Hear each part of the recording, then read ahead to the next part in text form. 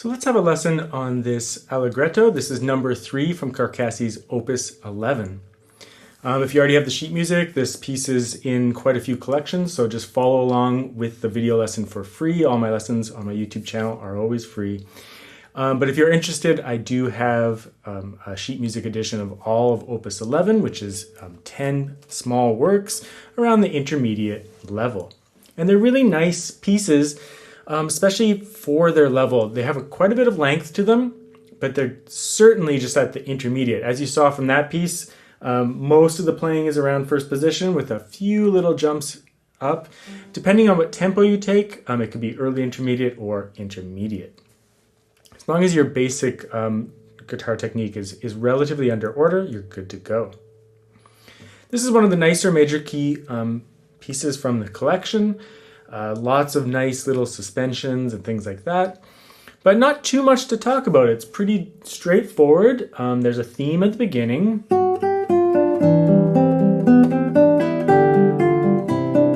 That just keeps coming back throughout the work. So you always, even though it has quite a bit of length to the piece, there's not too much music to learn because that theme continues to return. And then you just have contrasting sections.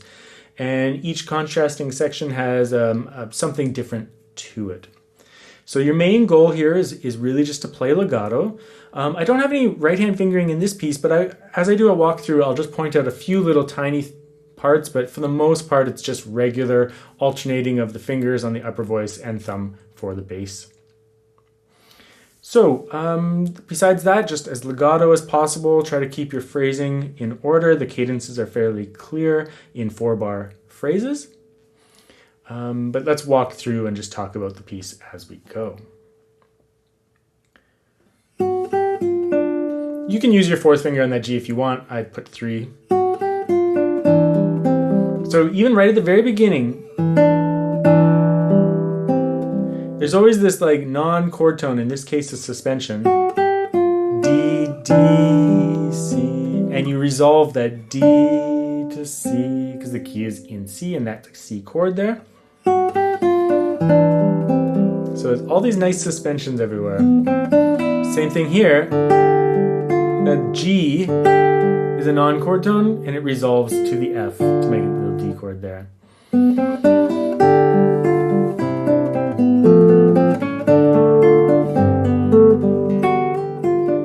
So, and then you have a little cadence after the 4 bars. So everything is, it's very good.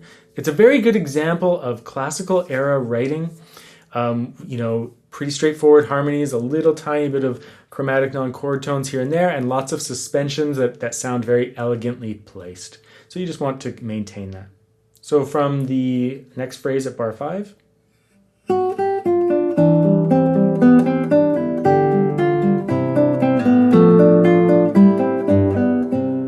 And then you have a new section here. I always jump up with my 1st finger.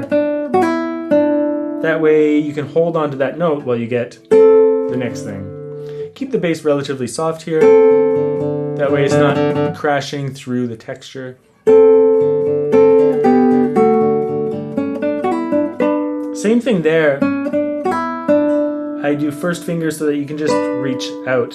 And when you reach out, you only have really just like one more bar to jump. So it's not a huge leap there. But you'll want to be careful of that when you're working on it.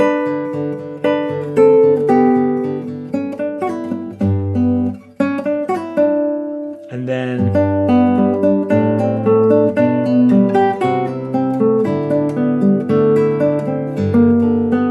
nice little resolution to the B there. That's a pretty cool little section. Pretty elegant sounding. I use my 3rd finger on that A. 3rd. That way 2 is free for the bass note there.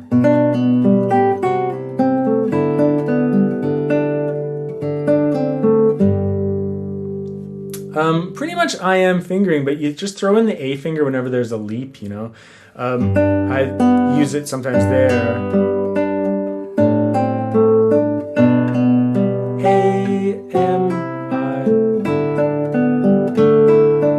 Same thing there. A, M, I. Pretty straightforward for the most part, but there's lots of different options, and as long as you're alternating your fingers and not repeating fingers all the time, you'll be doing just fine.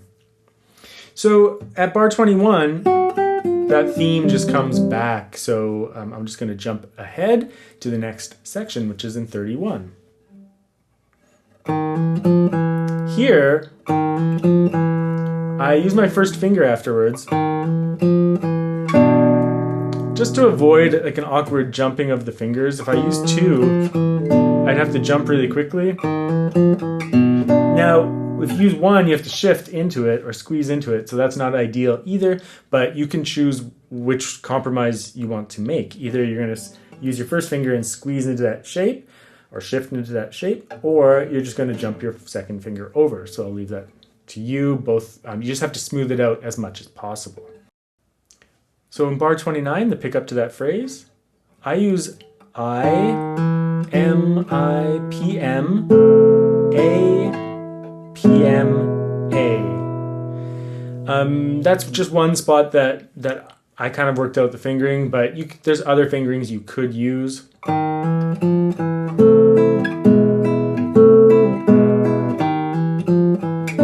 use it for the next phrase as well. So I, M, I, and then P, M together with the A, just to make that work as smoothly as possible.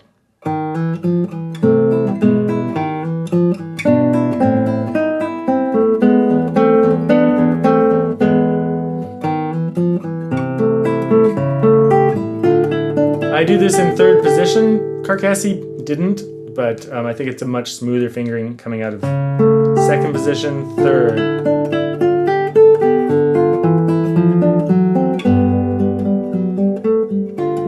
I go softer here. You could go louder if you wanted.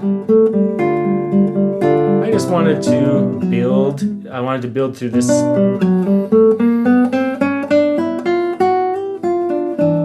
Then you're back into the main theme once more until the cadence that happens at bar 50, where he just goes through a C chord.